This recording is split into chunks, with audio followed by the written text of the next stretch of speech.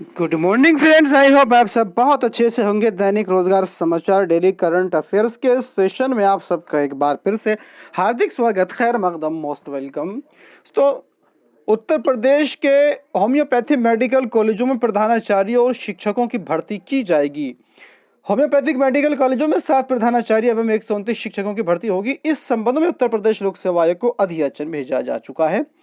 प्रदेश में 8 homeopathy medical college हैं, सिर्फ एक में नियमित प्रधानाचार्य हैं। अन्य कॉलेज कार्यवाहक प्रधानाचार्यों के भरोसे चल रहे हैं।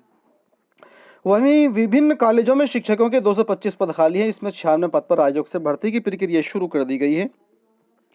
निदेशक अरविंद कुमार वर्मा ने बताया है कि खाली पदों को भरने के लिए आयोग को ब्यौरा भेजा गया है। 23 होम्योपैथिक मेडिकल ऑफिसर के खाली पदों को भी भरने की तैयारी है। और दोस्तों, एक और बड़ी अपडेट है। उत्तर प्रदेश के राजकीय इंटर कॉलेजों में प्रवक्ताओं की तैनाती को लेकर के पदोन्नत राजकीय शिक्षकों की तैनाती के लिए प्रक्रिया शुरू कर दी गई है। राजकीय माध्यमिक विद्यालयों के पदोन्नत 382 शिक्षकों की तैनाती की प्रक्रिया विभाग ने शुरू कर दी है। तैनाती ऑनलाइन की जाएगी। इस संबंध में शासन ने निर्देश दिए हैं। माध्यमिक शिक्षा निदेशक डॉक्टर महेंद्र देव ने सभी डीआईओएस को पदोन्नत शिक्षकों को मानक व गुणांक के आधार पर तैनाती के निर्देश दिए हैं। प्रधानाचार्य, प्रधानाध्यापक, प्रवक्ता व समकक्ष पदों पर पदोन्नत शिक्षकों की तैनाती के लिए जिले व विद्यालयवार रिक्त पदों का ब्यौरा पोर्टल पर प्रदर्शित किया जाएगा। शिक्षक अपने अपने संवर्ग में ही आवेदन कर सकेंगे। सभी डीआईओएस को संबंधित ब्यौरा 26 नवंबर तक मानव संपदा पोर्टल पर अपलोड कराना होगा। और दोस्तों, एक और बड़ी अपडेट है। राजकीय महाविद्यालयों अर्थात गवर्नमेंट डिग्री कॉलेज में 128 शिक्षक जल्द दिए जाएंगे। प्रदेश भर के राजकीय महाविद्यालयों को 19 विषयों के 128 असिस्टेंट प्रोफेसर जल्द मिलेंगे। उत्तर प्रदेश लोक सेवा आयोग से एक विषय को छोड़कर 18 विषयों के लिए चयन हो चुका है। आने वाले दिनों में इनको उच्च शिक्षा निदेशालय से कॉलेज आवंटित किया जाएगा। यानी कि जो government degree college assistant professor का जो रिजल्ट आ चुका है जिन सब्जेक्टों का, अब निदेशालय उनकी ज्वाइनिंग के लिए उनकी काउंसलिंग कराने जा रहा है। उनसे उनकी चॉइस फिल कराई जाएगी। उसके बाद विद्यालय या महाविद्यालय आवंटित कर दिया जाएगा। और इसके बारे में पहली बात हो चुकी है कि होम्योपैथिक कॉलेजों में कैसे पदों पर जल्द जो है वो भर्ती की जाएगी। और आरओ के परिणाम का अभ्यर्थी इंतजार कर रहे हैं। समीक्षा अधिकारी, सहायक समीक्षा अधिकारी 2021 के तहत भर्ती के लिए 3 चरणों की परीक्षा पूरी हो चुकी है, लेकिन उत्तर प्रदेश लोक सेवा आयोग ने अंतिम चयन परिणाम अब तक जारी नहीं किया है। संभवतः यह परिणाम इस हफ्ते आने की उम्मीद है।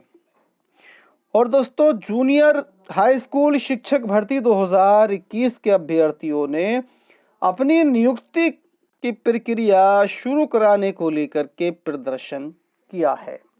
अशासकीय सहायता प्राप्त एडेड जूनियर हाई स्कूल शिक्षक भर्ती लगभग साल भर में भी पूरी नहीं हो सकी है। सितंबर में उत्तर प्रदेश परीक्षा नियामक प्राधिकारी पीएनपी ने शासन के निर्देश पर संशोधित परिणाम घोषित किया, लेकिन अब तक चयन मेरिट सूची जारी नहीं हो सकी है।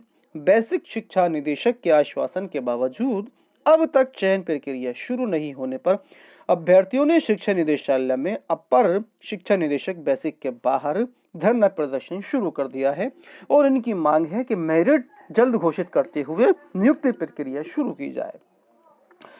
और जेआरएफ के माध्यम से पीएचडी में दाखिले के लिए 4 दिसंबर तक आवेदन कर सकते हैं। जी हाँ, अगर आप जेआरएफ पास हैं और किसी सेंट्रल यूनिवर्सिटीज में आप जो है एडमिशन लेना चाहते हैं, तब जवाहरलाल नेहरू विश्वविद्यालय कैंपस में आपको ये प्रवेश या एडमिशन लोन लेने का जो है बहुत ही सुनहरा अवसर है।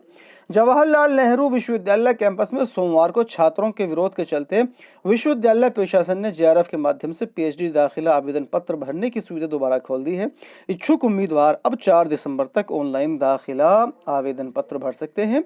इधर छात्रों ने पीएचडी दाखिले के लिए वाइवा 22% 30% से घटाकर 10% करने की मांग रखी है। छात्रों का कहना है कि जब तक उनकी मांग पूरी नहीं होती, विरोध जारी रहेगा। 22% अधिक होने के चलते लिखित परीक्षा में बेहतर प्रदर्शन करने के बाद भी उम्मीदवार सीट पाने में असफल रहते हैं।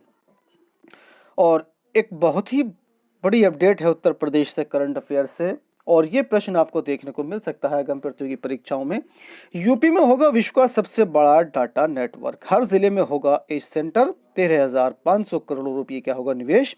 यूपी सरकार और व्यू नाउ इन्फोटेक के बीच हुआ है एमओयू। तो दोस्तों, इस वीडियो में इतना ही। वीडियो अच्छी लगी है तो लाइक कीजिएगा, शेयर कीजिएगा, साथ ही साथ इसी तरह की दूसरी अपडेट्स पाने के लिए चैनल को सब्सक्राइब करना ना भूलिएगा। Thank you.